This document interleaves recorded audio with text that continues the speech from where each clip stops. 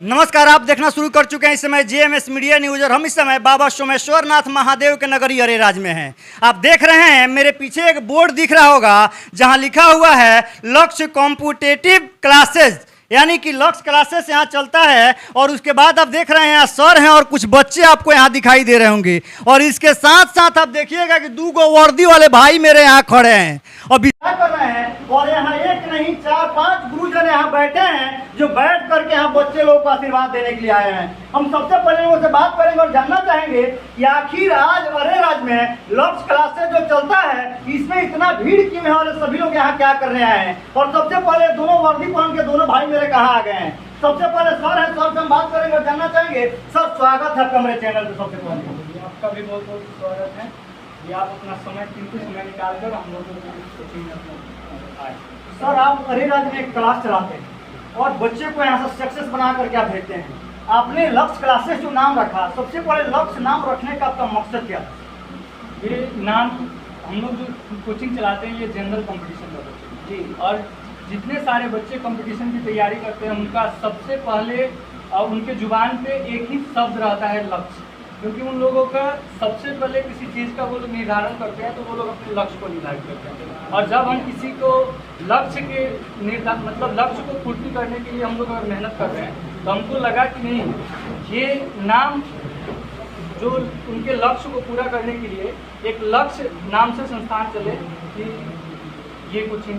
तो हम सर, आप इतना मेहनत करते हैं और इतने सारे 100 से अधिक की संख्या में बच्चे यहाँ बैठे हुए हैं और उसमें से 2 बच्चे आज यहाँ सक्सेस होकर के और आपके कोचिंग में आए हुए हैं। आप जो यहाँ संस्थान चलाते हैं, एक बात बताइए सर, इन लोगों को सक्सेस करने के लिए इन लोगों का मतलब काबिलियत था कि आपने अच्छा पढ़ा करके इन लोगों को सक्सेस बना दिया?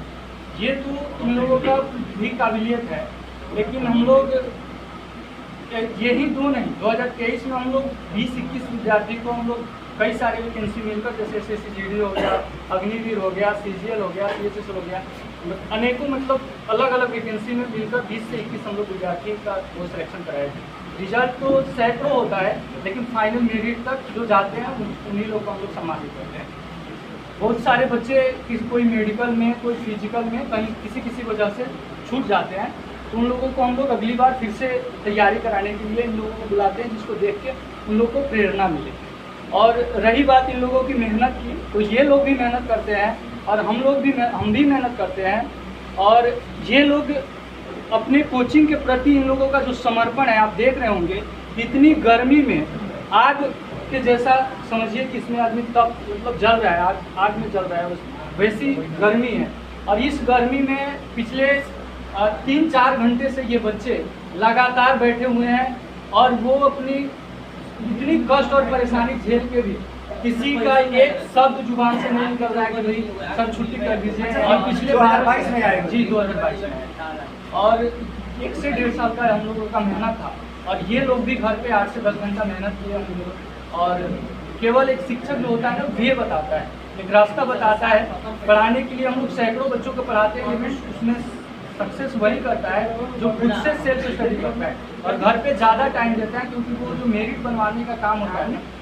और वो कोटेशन था मेरा शुरू से कि जो लक्ष्य क्लासेस को भूलेगा वो जनरल कंपटीशन में झूलेगा। और ये कोटेशन को हम और मेरे बच्चे मिलकर और पिछले 3 साल में हम लोग बहुत इस बात को साबित कर दिया है कि आज के समय में अरेराज में अगर कोई कंपटीशन का कोचिंग है तो वो लक्ष्य। लेकिन क्या जरूरत है पटना और दिल्ली जाने के लिए? एक बार आइए ना हमारा राजेश सर के पास लक्ष्य क्लासेस अरेराज में है, जिसका जीता जागता सबूत आप लोग देख रहे हैं कि देखिए दोनों भाई वर्दी पहन करके आ जाए हैं और आकर के सर को अपना टोपी पहना करके और सम्मानित कर रहे हैं। आज सर भी इतना गर्वित महसूस कर रहे होंगे और आप लोग को भी देख करके लग रहा होगा कि इसी बेंच पे जहां आप लोग बैठ करके पढ़ रहे हैं, इसी बेंचों पे यहाँ पढ़ करके बच्चा देखिए सक्सेस हो गया।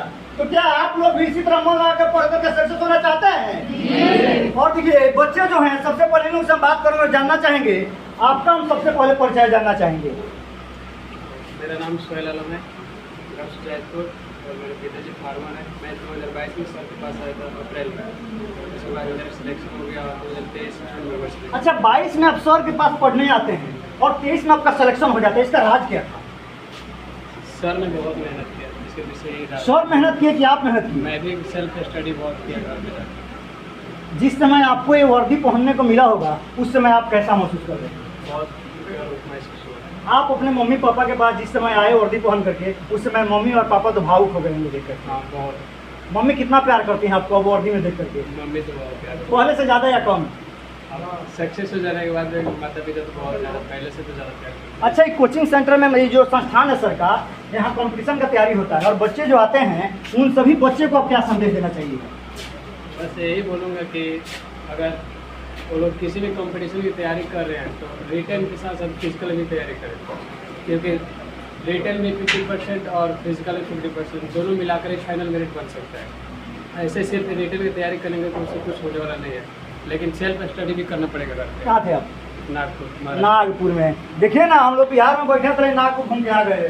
अब आप लोग भी जाने की तैयारी में रहिएगा। आपका स्वागत है मेरे चैनल पे। आपका परिचय जानना चाहेंगे सबसे पहले? सबसे पहले हमारे गुरुगण और हमारे साथी जितने भी हैं सबको जय हिंद। मैं रज़ा आलम, मैं पिपरा के निवासी हूँ। मैं यहाँ कोचिंग 2023 के 1 जनवरी में लगभग ज्वाइन किया था। मैं आया, ज्वाइन किया, पढ़ा, सर का देखा पढ़ाने का स्टाइल और जो भी इनका मेहनत और लगन, बच्चों को बताने की जो हुनर जो होता है ना, किस तरह बच्चे पढ़ेंगे, वह देखा, मेरे को बहुत पसंद आया। मैं सोचा कि यहाँ से कुछ मैं कर सकता हूँ। मैं आया, पढ़ा, जिसका नतीजा आज देखिए आज मेरे शरीर पे पड़ती है। गुरु रास्ता बताती है, चलना हमको है।